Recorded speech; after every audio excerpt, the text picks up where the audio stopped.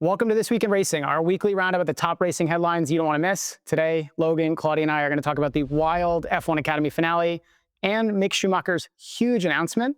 But first, let's talk about F1's Las Vegas weekend. Last time we said WTF was going to happen in Vegas, and when we said that, I don't think we meant any of the stuff that was going to play out, from the rain to the ridiculous racing and the aftermath. So, guys, what did you think of the weekend? It was chaos from the beginning to the end. The rain was insane, like major curveball, not just for the race, but for Vegas in general. Like the entire city basically shut down. The floods were crazy. It was all people could talk about. So showing up in Vegas and seeing that and hearing from so many people like, this never happens. What's the race going to be like? I definitely was super excited to see the action on track. And let me say, it did not disappoint. So it was one of the better races so far this season. I know. I feel like after the summer break, we were kind of in a weird spot with the entertainment on track, and it's definitely brought it. Like, I used to be a Vegas hater, and I think I'm not so much anymore, which is really exciting because we've had some great racing over the last 2 years, especially. Crazy results, though. I feel like it throws a plot twist into this championship battle that everybody thought was going to be signed and sealed after this weekend. Yeah, well, why don't we start with that? Because we had McLaren finish Lando in P2, Oscar in P4 after Kimi took the penalty. And then, lo and behold, too much plank wear. Both are disqualified. The championship gap closes. Like, what the hell was that? That was chaos. Like, waking up to see that notification, it was like, oh, it's on. These last two races, it could really go any way. I can't believe that Max and Oscar are now equal on points, both of which are now within 24 points of Lando. That's just a race win. Like, literally anything could happen. I'm actually on the edge of my seat for this. I don't even know what to think or where McLaren should prioritize now. It's just all fair game, I think. Like, lots of people are saying they need to just place all bets on Lando, but I don't know, considering both of them took home basically 0 points, I think it's still fair to fight.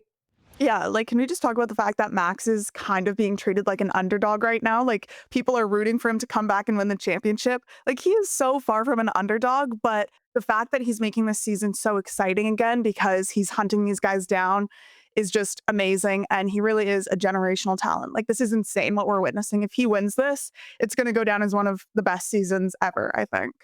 This is also, I think, a great PR twist for Max.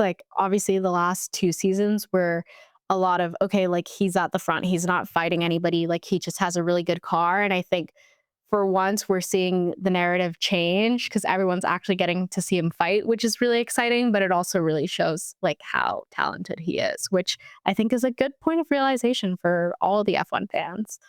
Yeah, it's amazing. He's really had all odds against him with Christian leaving earlier in the season, a teammate that's not really supporting him in the Constructors' Championship. Literally every single point is Max's basically. And that's insane on its own. He's become a girl dad, which some could argue would be a distraction. So I don't know. It just really shows he's a beast and he is a force to be reckoned with. The other driver who had a really terrible weekend was Lewis. Qualifying P20 was ridiculous. He's saying it's the worst season ever. He did move up in the race similar to Yuki, but it's just not been good overall for them. Ferrari's been pretty bad. And for Lewis, it's been the worst. Charles is at least performing, but Lewis can't seem to figure it out. I don't know why, but I think his days there are going to be numbered. I think so too. I think it's so brutal seeing it. Like you said, Charles is performing, definitely not where Ferrari should be, but he's still beating Lewis. And so that's got to be a hit to the ego as well. It's not even like he can fully blame the team, with both of them being terrible, because clearly he's the only one that just hasn't been able to find pace or anything within the team. And so that's been very hard to watch. And P20 in qualifying, that is brutal. Think of the people that beat him who really should not, number one, be beating Lewis Hamilton, number two, be beating a Ferrari. That was a tough watch. And everyone was just kind of silent when we saw that go down. It's also sad to watch the interviews because he doesn't really put blame on the team. He always takes accountability and he's very self-deprecating with that stuff. And it's hard to watch someone who was succeeding at the top for so long be so hard on themselves for something that in theory should come pretty naturally when you've won 7 world championships. So that's brutal. And I just hope Ferrari gets their shit together. Like, this has been going on for a while now. Like, a top team should not be at this caliber. Like, can we even argue they're a top team still? I don't know. On the flip side, we had Alex, who raced the entire race with literally no radio, which is pretty ridiculous. And I don't even know how that's street legal on the track. Like, you'd think that would be a big risk to have to lap the track to get any sort of update from the team. But, you know, he did it almost until the end of the race. Yeah, it's crazy in an era of so much technology that that's still something that could go wrong. And how much they rely on the technology in the car makes it even more dangerous. And he even went on to say it felt old school and very peaceful, which was hilarious because I think he made a comment in qualifying where he was like, there was too much talk. So honestly, maybe he enjoyed the silent race, but he wasn't able to see blue flags or hear about the virtual safety car or any of that. He was basically relying on the pit boards once a lap every time he came around. And I guess using his spidey senses to like figure out what was going on. But that's actually crazy. And it was unfortunate he had to retire. I mean, he had that lap 1 contact, which wasn't great either. But yeah, Alex is having a tough go. But I love to see it when he's doing well. Yeah, it's honestly great to see Williams as a team not have an awful weekend for once, even though obviously Alex's weekend did not end on a high note. But it's nice to see that they're making some progress and that he's able to basically drive blind for most of the race. It's a sign of the talent there. Last week, we asked you if you thought the Drive to Survive fame had actually gone to Christian Horner. And by just 2%, you said, yes, it's made him a drama king. No matter what you said, you better get ready because there's rumors of him heading back into the paddock soon. Maybe Papa Stroll is going to be paying him. So we'll see. But for this week, we want to know what was the craziest subplot to come out of the Las Vegas Grand Prix this past weekend? Was it the double McLaren DSQ? Was it Max ending up just 24 points within Lando? We got a couple choices, so let us know what you think. And while you're there, be sure to subscribe for more content like this. Well, the F1 championship isn't the only exciting championship going on, but Doriane Pin actually secured the F1 Academy Championship in Vegas. She was within 9 points of Maya Weug, so it was a very, very close title battle going on, and no one really honestly knew which way it was going to end up. But unfortunately for Maya, she did crash out in the formation lap of the first race of the weekend on the Friday. So that was brutal to see. Like, nobody wants to see that. Nobody wants to see a championship contender lose out in such like a terrible crash early on, like not even getting to race. So that did definitely help Doriane's chances. And we're so happy to see her win that. I mean, she deserved it. She's basically finished every single F1 Academy race that she's competed in, which is like a crazy stat. To see the rain coming down and not being sure like what that was going to do for the weekend as a whole. Yeah.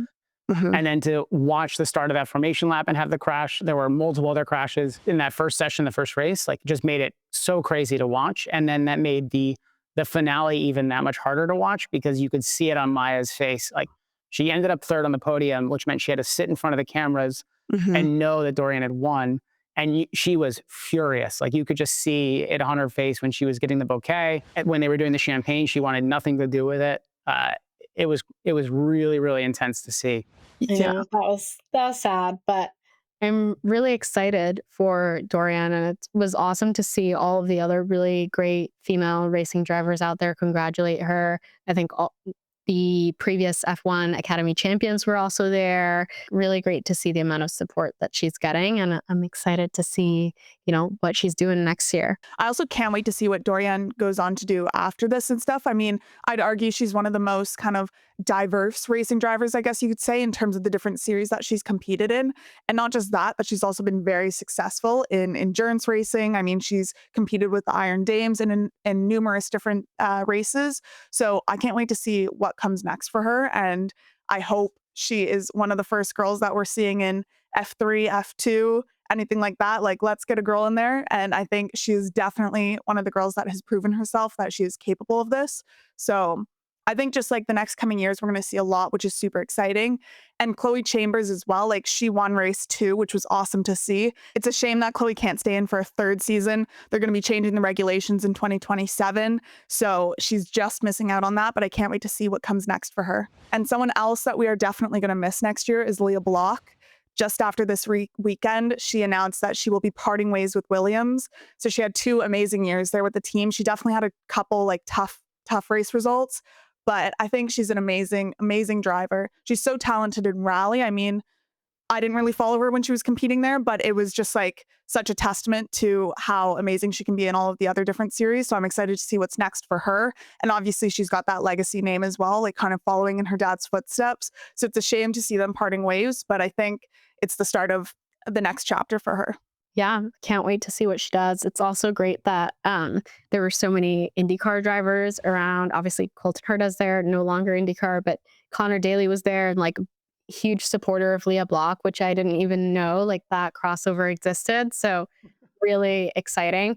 I just would love to see the F1 teams, you know, do more to keep the talent that they have signed on for F1 Academy after their term ends in F1 Academy. Sure. Obviously, like I know they need to open up spots to support the new drivers that they're rooting for in these series. But I don't know, after Bianca and like Leah, it'd be awesome to see some girls be able to stick around and like be part of the long-term driver development programs.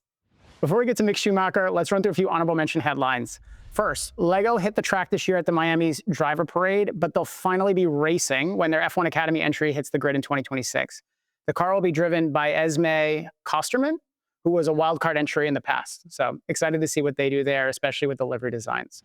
And 17-year-old Brent Crews secures a seat with Joe Gibbs Racing for the 2026 NASCAR, and this is a mouthful, O'Reilly Auto Parts season. What's crazy about this is that he'll actually have to miss 4 of the race weekends because he's actually too young to race at certain tracks. So really cool to see a very young talent moving up.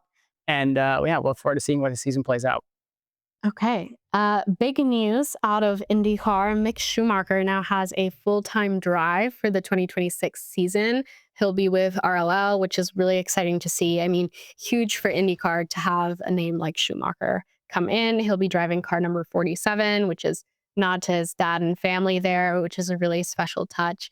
But I'm just so excited to see what he's going to bring to IndyCar, also to see him at the 500, like so many things to get excited about with Mick's transition over. There was a media call today for Mick, and he was talking about the season ahead, and he was saying he's 100% focused on IndyCar. It's new. He really wants to be committed to learning what it's like. He's got to learn all these tracks. He's got to spend, they had 7 test weekends or sessions lined up for him already so he can learn all the different tracks. He said he's never been on an oval except at his home simulator. So there's so much that he needs to do and learn. And he's committed to doing that. He's not going to touch IMSA, even though there's no weekend conflicts. So that, I think, to me, is the coolest part. Like, he's going to go all in on it. We've loved being in the IndyCar paddock all of this past year and being able to spend time with the drivers because they are so passionate about it. So to know that someone like him is going to be there doing that is going to be really cool to see. Yeah, with Mick's last name too. I mean, obviously, I'm sure he doesn't want to stay in his dad's shadow forever, but it is such a legacy name. So to just have him kind of testing the waters in a different series that's not just F1, honestly will be good. I think he will be excited to kind of make maybe a new name for himself that's not just like Michael Schumacher F1 related. So I'm excited for Mick to put his own stamp on the IndyCar world, and I hope that it goes a bit better than some of his previous racing seasons.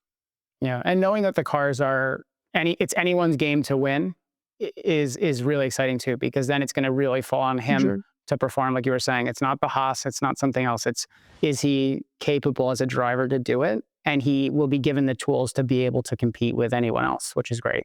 With that, comment below with any headlines you think that we missed. And while you're there, consider becoming a channel member. You'll get access to videos early, as well as bonus clips like our look inside some of the Las Vegas Grand Prix exclusive experiences and much more. Thank you for watching, and we'll see you in the next one.